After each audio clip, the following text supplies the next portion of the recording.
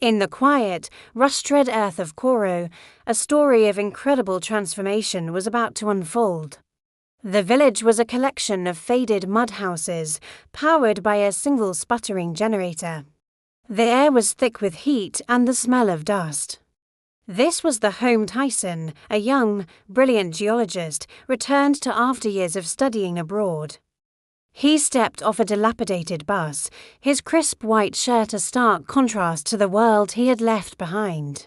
He had hoped his education would bring prosperity, a mining job to lift his people. But the foreign consultants had dismissed the land as unproductive, leaving him with a shadow of disappointment. Elder Obi, his face a roadmap of wisdom, greeted him warmly. "Tyson, the brilliant one. You came back." Tyson explained the bitter news. The mining job he trained for was gone. The company saw no value here. The elder, with the patience of generations, simply said, "The land gives us cassava and yams, Tyson. That is enough for Koro." But Tyson, kneeling to scoop a handful of the soil, knew there was more to the story. His academic intensity told him the foreign experts had missed something crucial. That night, under the dim glow of a kerosene lamp, Tyson's small hut became a laboratory. Surrounded by textbooks and geological reports, he crushed a soil sample, mixing it with chemicals from his field kit.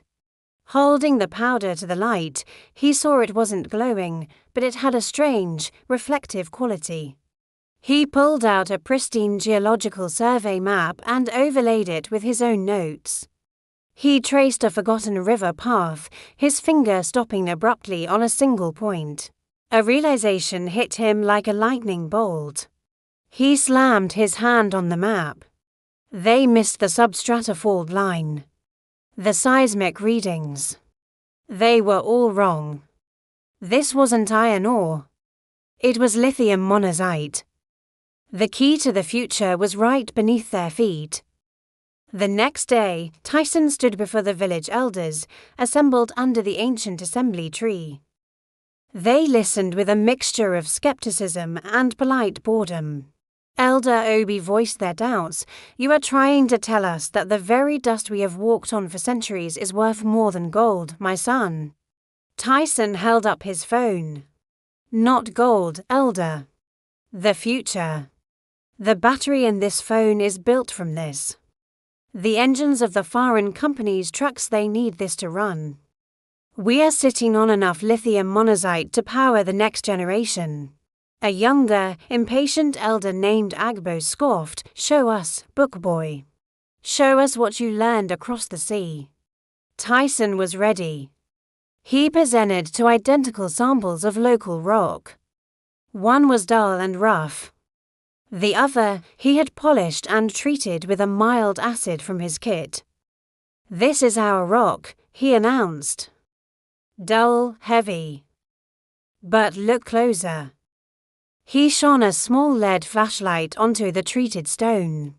A microscopic, brilliant rainbow shimmer erupted from deep within the rock, a momentary flash of impossible color. It looked like the setting sun, trapped in stone. The elders leaned in, their skepticism melting into awe. A collective gasp filled the air. Tyson's voice was steady and clear. "We call it dust. The world calls it the Sunstone." 1 week later, the vultures arrived. The quiet, dusty road to Koro was suddenly jammed with land cruisers and black SUVs. A helicopter landed near the well, scattering goats. The modern world had descended upon them. Inside the elder's hut, the air was thick with tension. Governor Ozo, sweating in his expensive suit, tried to pressure the elders into a deal. "Koro needs the state," he argued, brandishing a hastily drawn contract. "The state will secure the mining rights. We give you a small royalty, -5%. Alongside him sat Anya, a sharp, cold corporate representative from a global mining firm. But Tyson stood firm. "No," he declared. His voice cut through the governor's empty promises. We fund the infrastructure first. We own the supply chain.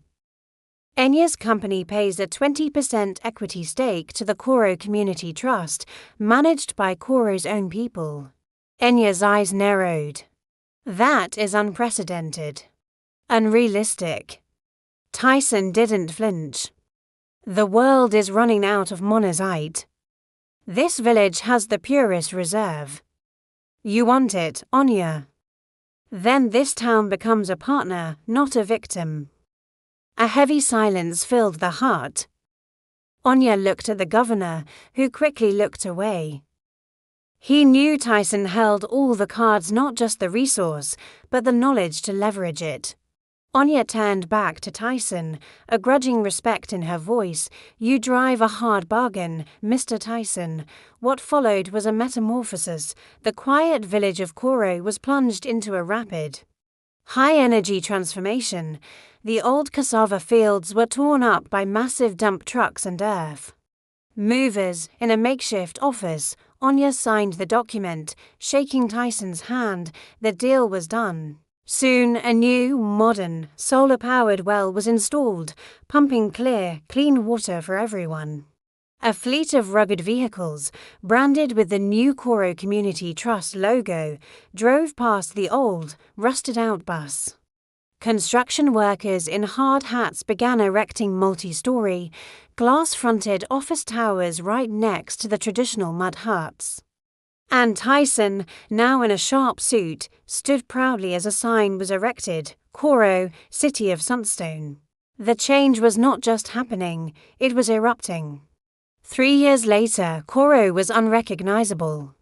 The dust was gone, replaced by paved roads, sprawling solar arrays, and gleaming glass architecture. High-speed fiber optic cables hummed beneath the streets. Children in immaculate school uniforms walked past luxury cars. From the balcony of a new community center, built where the assembly tree once stood, Elder Obi looked out at the bustling city. He wore clean, expensive traditional robes, but his eyes held the same humble wisdom. Tyson stood beside him, now a man of quiet power and confidence. They call it the new Dubai, Tyson, the elder said softly. I still call it Koro. We have clean water, real schools, and the light is always on. You were right. Tyson smiled. I was lucky, Elder. I had the knowledge to read the ground. The difference between a poor village and a superpower is often just information, applied correctly. He watched as Agbo, the elder who once scoffed at him, now confidently managed a busy logistics yard, laughing with his team. Tyson knew their journey was far from over. We have the wealth now, he thought to himself. The hardest job is making sure we never forget where the dust came from. He then walked towards a group of engineers, a mix of locals and foreigners, all working together on a massive new processing plant, building the future, side by side. Thank you for watching. If you were inspired by Tyson's story, don't forget to like, subscribe, and share. See you next time.